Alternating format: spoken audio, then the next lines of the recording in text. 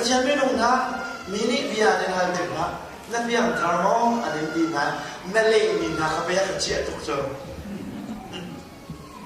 na biyang tharmo anin di na nan zaidan to masudi ka nan kut kha nan luwa nan kai thar nan lu ki nan mai khem ma chun nan bit ki siu pleng nan to ai a chung le nan bit siu khan van ki nan hei lo le zai ka nan to de chen zai ti zong de wen na ka chim ha di ke se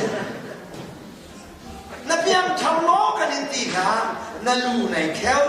van ka siu pleng na sa ve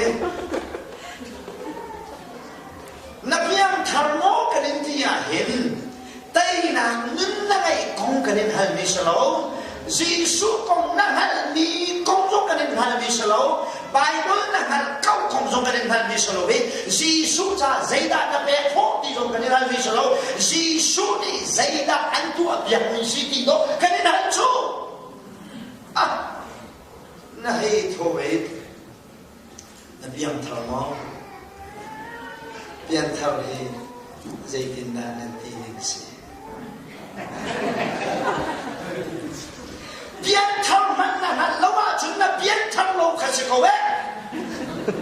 đi xuống clear biến thằng thì mình là lâu à chúng ta biến thằng lâu thì mấy lộn chút sao cầu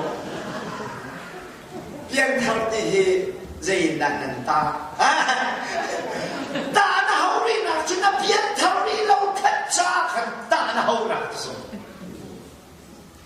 ta này vốn chỉ biết là vốn đồng là vốn sắp bạc cả thành sắp chắc khen à ra chẳng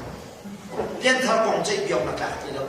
biết cho bà chú Giêsu đi dạy tin là anh tâm tâm những gì tiền hả đấy Giêsu con tâm bị chế bảo cầm hal lô mà cầm hal bị chú Giêsu đi cả số mắt à thua bị chú cả hả đấy à la na chân biết cho cái gì à thua chú qua cầm chẳng biến thao anh cần hal đi cả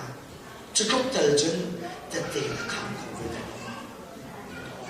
na phim tham gia muốn đi biển anh cần hal đi cả à lá chốn misual cái bác sĩ na ni na chốn Giêsu thiên him na shop cái sự chẳng ấy ni na chốn mình biển thao cái sự chẳng thì na chừng cổ về luôn mình cho bà này à lá chốn mình cho cái gì à tụi chú qua cầm trắng thì tete khan hi boy pa cha azam tu mi tete khan na ka si mi cho pa chu anu la pa ni an ra thrin le wa hin lung na thei na tam pi he an ra chong ken na in Giêsu he an ton te ka chen fa pa kha chua Giêsu chai tete tha a chen man tu ken tu ta ni kan ton mi ngan fa na kong vel te zong na hin kan ni cho boy pa ku chua kan si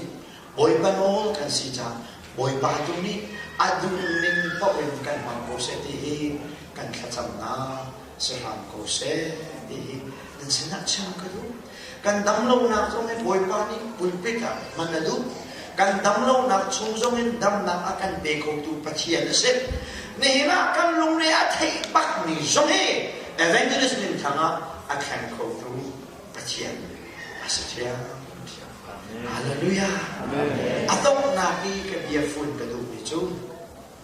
nama tu nak nakin pasien tu nakin kan tu na dum sekop se seja dia chen kan ni chen kan za athami ma di team kan ni thiam ton lo cha ama ni atha ati ngin fanula fa pa chama hen rian ren tuan ko se sei tak mana thila pan lo tu pathian se akan do tu pathian se sei som dia te amula amal chong tu pathian se cha ama ni adu ne tu lam kan thoi ko se ti he tu chuna zero ada hoi kan bang ton lo we zero ada kan zo de zero ada zo tu kan si bua hen ngan fa na kan to ti mi kong he pathian bian se na ta ta ka du bi se abia ka chwa pe tu kan pathian ami tan ta ko se hallelujah hallelujah